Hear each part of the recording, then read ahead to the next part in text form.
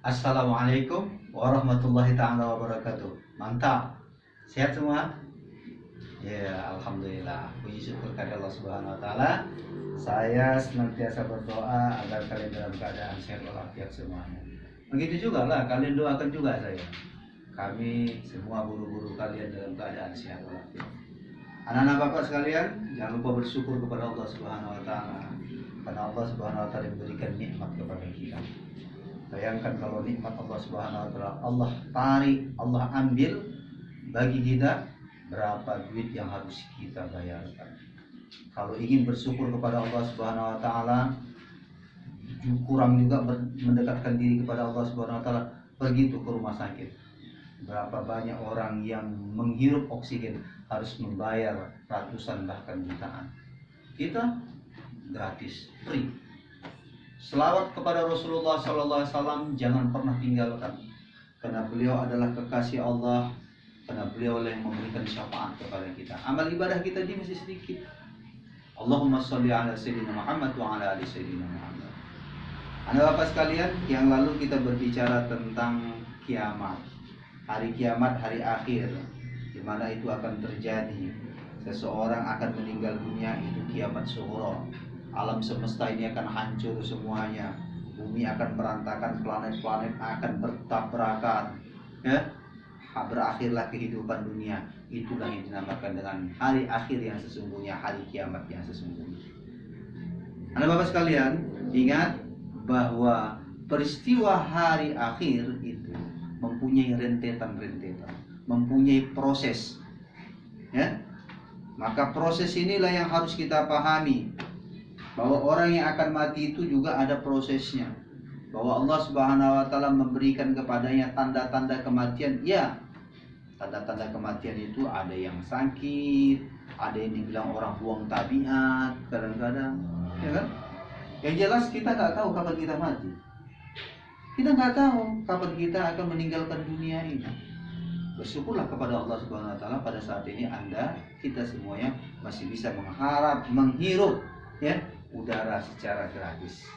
Baik anak Bapak sekalian, setelah seseorang mati, ya, dia menjalani fase-fase proses, ya, dimana setelah orang meninggal dunia maka dia akan dikuburkan.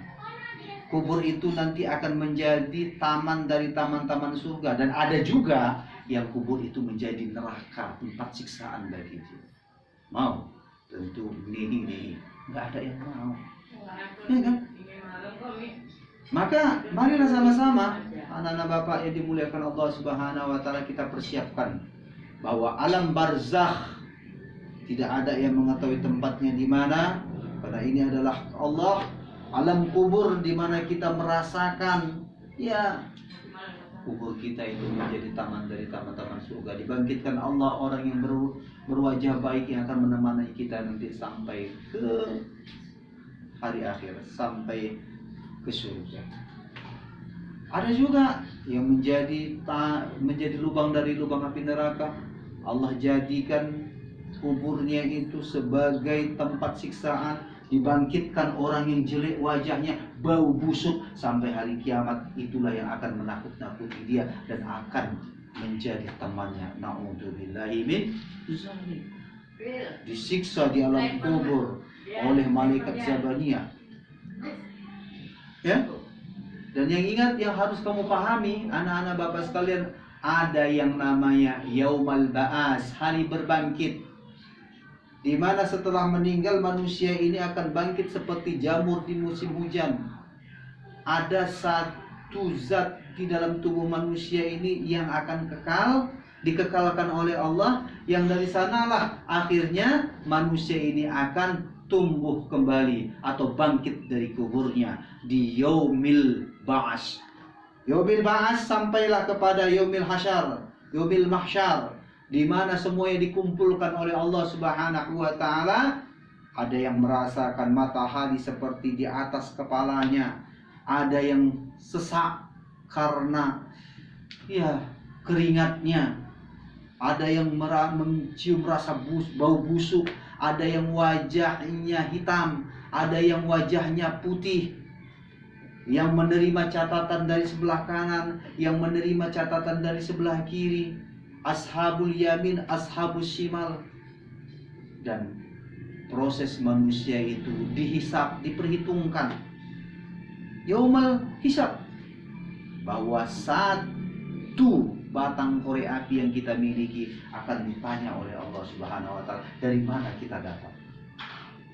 Bahwa satu butir beras yang kita makan, Allah Subhanahu wa taala menanya, dari mana kita peroleh itu, halal atau haram. Jangan main-main, sebelum nanti kau dipermainkan oleh malaikat di neraka. Paham? Udah yaumil hisab, yaumil mizan, ditimbang lagi. Kalau ternyata masih berat kesalahanmu, maka Rasulullah SAW akan memberikan pertolongan kepada umatnya. Dia akan menyelamatkan umat manusia, akan menyelamatkan umatnya dari neraka. Ya, diberi syafaat kepada orang yang senantiasa menghidupkan sunnah Rasulullah dan sering berselawat kepada baginda Rasulullah SAW. Setelah itu, titian syiratal mustaqim, yang konon katanya lebih tajam daripada pedang, lebih halus daripada rambut dibelah 7.